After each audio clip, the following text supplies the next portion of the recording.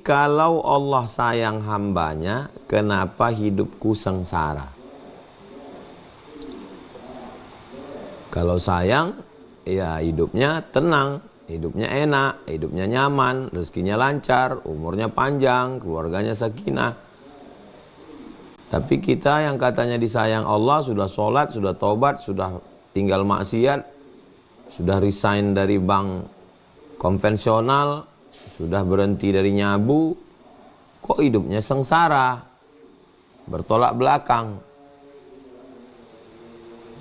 Pembahasan yang pertama, perlu diluruskan dulu, sengsara itu apa? Apa itu sengsara? Apakah kalau nggak makan itu sengsara? Apakah kalau nggak punya rumah itu sengsara? Apakah kalau nggak punya pasangan itu sengsara? Apakah kalau rugi itu sengsara? Apakah kalau resign nggak ada kerja itu sengsara? Kita luruskan dulu pandangan kita tentang apa itu sengsara. Sengsara menurut Imam Al-Hasan Al-Basri dari kalangan tabi'in, orang yang berjumpa dengan Nabi namanya sahabat Nabi, Abu Bakar, Umar, Utsman, Ali, Thalha, Zubair, Aisyah, Abdullah bin Abbas. Orang yang bertemu dengan sahabat namanya tabi'in. Di antara tabi'in yang senior yang masyhur namanya Al-Imam Al-Hasan Al-Basri. Tempat tinggalnya di Basrah, Irak. Kata Imam Al-Hasan Al-Basri, orang yang sengsara itu 4. Pertama, hatinya keras. Yang kedua, air matanya kering, susah nangis. Yang ketiga, panjang angan-angan ini itu begini begono. Yang keempat, ambisi dunianya kuat. Itulah orang yang sengsara. Oke?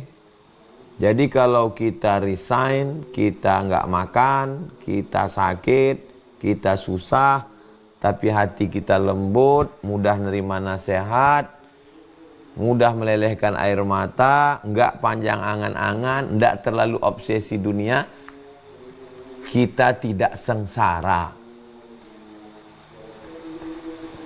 Semua orang di dunia mengatakan sampean sengsara, kamu sengsara. Kata Allah, saya tidak sengsara.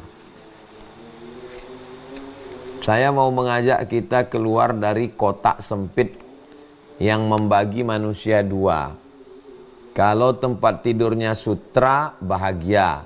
Kalau tempat tidurnya pelepah korma, sengsara. Kalau kursinya emas, bahagia. Kalau kursinya rotan, sengsara. Ini yang buat kotak sempit ini siapa? Dia buatkan kotak sempit, lalu dia masukkan kita ke dalam kotak itu, dan kita nggak boleh keluar dari kotak itu. Ini yang buat ini setan dan antek-anteknya. Kalau kotak setan ini kita perturutkan, yang tidurnya di pelepah korma Nabi Muhammad SAW, yang tidurnya di alaskan sutra Abu Lahab, Abu Jahal, yang kursinya dari kayu Nabi Musa, yang kursinya dari emas Karun.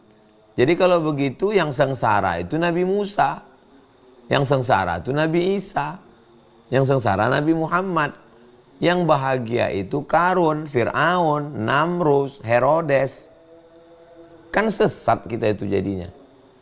Tolong kita keluar dari kotak-kotak yang dibuat oleh manusia. Al-Quran, Nabi, Islam datang membebaskan kita dari ikatan-ikatan yang dibuat oleh manusia. Tidak ada manusia yang lepas dari ikatan. Kalau ada orang mengatakan saya mau lepas dari ikatan agama, kamu lepas dari ikatan agama, tapi kamu mengikat dirimu dengan ikatan Karl Marx, Lenin, ateis, komunis.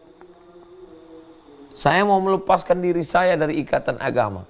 Kamu lepaskan diri kamu dari ikatan hukum Islam, tapi kamu diikat oleh hukum konvensional, diikat oleh hukum Belanda. Islam ini datang melepaskan kita dari ikatan manusia, dari definisi manusia.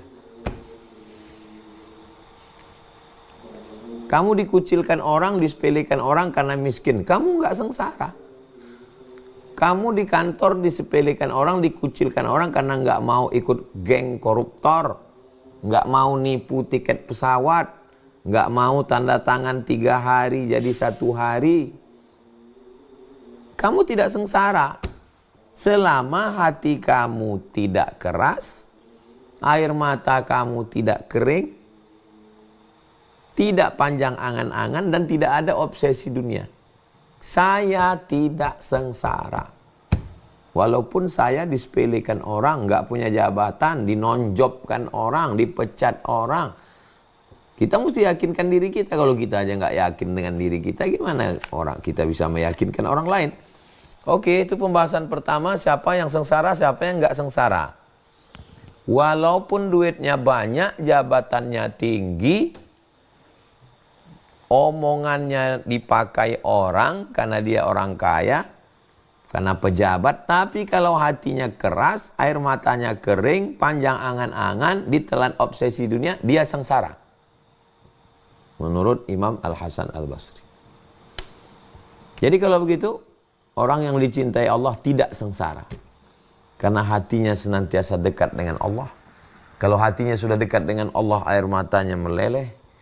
Kalau sudah air matanya meleleh, angan-angannya tidak terlalu panjang dan tidak masuk dunia ke dalam hatinya. Maka dia tidak sengsara.